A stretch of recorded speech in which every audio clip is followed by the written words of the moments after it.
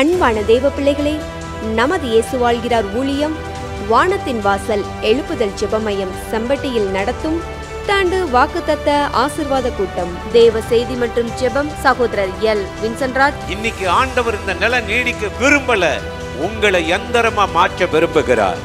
நீ மலைகளை மிதிக்கவும் குன்றுகளை பதறுக்கோப்பாக்கவும் உன்னை எந்திரமா மாற்ற விரும்புறேன்னு சொல்றார் சகோதரி கலா வின்சென்ட்ராஜ். நித்திய கிருபையோடு ஆண்டவர் நமக்கு இரக்கம் செய்கிறவராக இருக்கிறார். கோபம் கொள்ள மாட்டேன், உன்னை நான் கடிந்து கொள்ள மாட்டேன், நீ என்னிடத்துல மனம் திரும்பு, நான் உன்னை மன்னித்து ஆசீர்வதிப்பேன் என்றுதான் ஆண்டவர் சொல்கிறார். நாள் ஜனவரி 1, நேரம் மதியம் 2 மணி முதல் 5 மணி வரை. இடம் வானத்தின் வாசல் எழுப்புதல் ஜெபமையம் செம்பட்டி, திண்டுக்கல். தேவ பிள்ளைகளே, வாக்குத்தத்த ஆசீர்வாத கூட்டத்தில் கலந்து கொண்டு தேவனிடமிருந்து ஆசீர்வாதங்களை பெற்று செல்ல உங்கள் யாவரையும் அன்போடு அழைக்கிறோம். மேலும் விவரங்களுக்கு 94000449 94428000449. ஒன்றுமில்லாமலே நின்ற என்னை கைபிடித்து நடத்தும் பேரன்பு, எந்தன் பெரும் குறைகள் கண்ட பின்னும் நெஞ்சோடு சேர்க்கும் பேரன்பு, ஒன்றுமில்லாமலே நின்ற என்னை கைபிடித்து நடத்தும் பேரன்பு, எந்தன் பெரும் குறைகள் கண்ட பின்னும் நெஞ்சோடு சேர்க்கும் பேரன்பு, இந்த நல்ல தெய்வத்துக்கு நான் என்ன செய்து நன்றி சொல்லுவேன், எந்த நற்பதீவியத்தை நான் உந்தன் பாதம் சமர்ப்பிக்கிறேன், இந்த நல்ல தெய்வத்துக்கு நான் என்ன செய்து நன்றி சொல்லுவேன், எந்த நற்பதீவியத்தை நான் உந்தன் பாதம் சமர்ப்பிக்கிறேன்.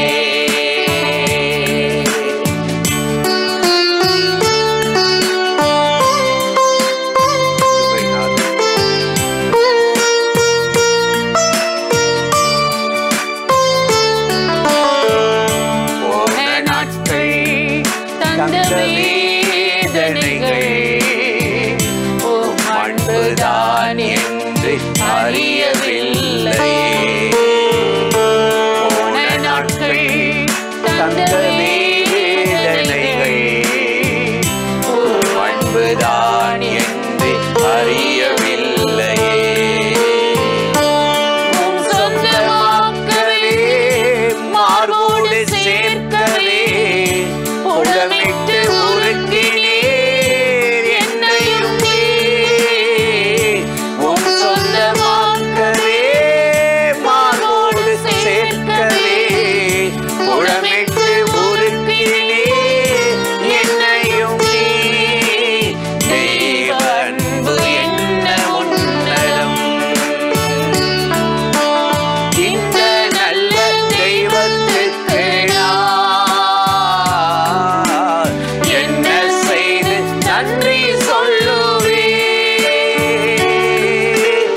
எந்த நற்ப ஜீவியத்தை நான் உந்தன் பாதம் சமர்ப்பிக்கிறேன்.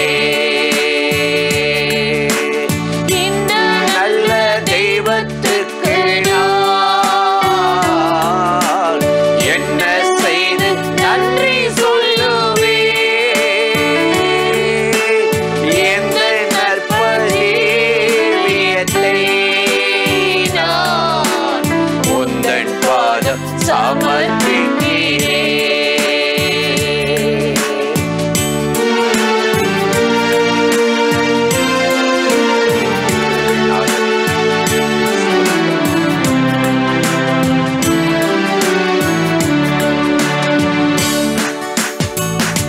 ஆழ்மனதின் துக்க பாரமெல்லாம் உம் தோளில் ஏற்றதை உணரவில்லை. ஆழ்மனதின் துக்க பாரமெல்லாம் உம் தோளில் ஏற்றதை உணரவில்லை. தன்னந்தனிமையிலே மனமுடைந்த போகையிலே உம் ஜீவனை கொடுத்து ரட்சித்தீரே. தன்னந்தனிமையிலே மனமுடைந்த போகையிலே உம் ஜீவனை கொடுத்து ரட்சித்தீரே. தேவனாடி என்னடைகளும் இந்த நல்ல தெய்வத்துக்கு நான் என்ன செய்து நன்றி சொல்லுவேன். எந்த நற்ப ஜீவியத்தை நான் உந்தன் பாதம் சமர்ப்பிக்கிறேன். இந்த நல்ல தெய்வத்துக்கு நான் என்ன செய்து நன்றி சொல்லுவேன். எந்த நற்ப ஜீவியத்தை நான் உந்தன் பாதம் சமர்ப்பிக்கிறேன். உந்தன் பாதம் சமர்ப்பிக்கிறேன். உந்தன் பாதம் சமர்ப்பிக்கிறேன். அல்லேலூயா.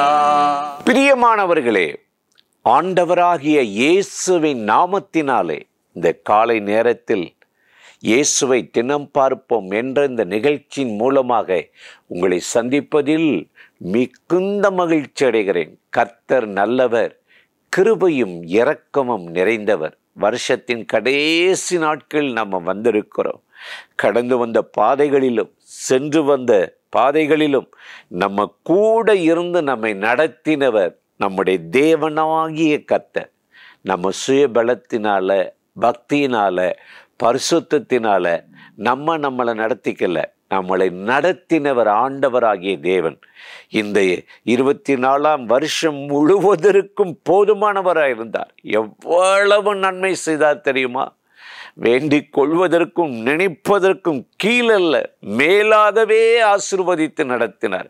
வாழ்க்கையில பலவிதமான போராட்டங்கள், பிரச்சனைகள், சஞ்சலங்கள் வந்து நிலை குலைந்த போதெல்லாம், சத்துரு வெள்ளம் போல வந்தபோது கர்த்தருடைய ஆவியானவர் துணை நின்று நமக்கு ஒரு ஜெயத்தையும் மேன்மையும் விடுதலையும் தந்து நடத்தினார். ஒரு வசனத்தை உங்களுக்கு ஞாபகப்படுத்தி சில காரியத்தை சொல்லி ஜெபிப்பது நல்லது என்று உணர்ந்தேன்.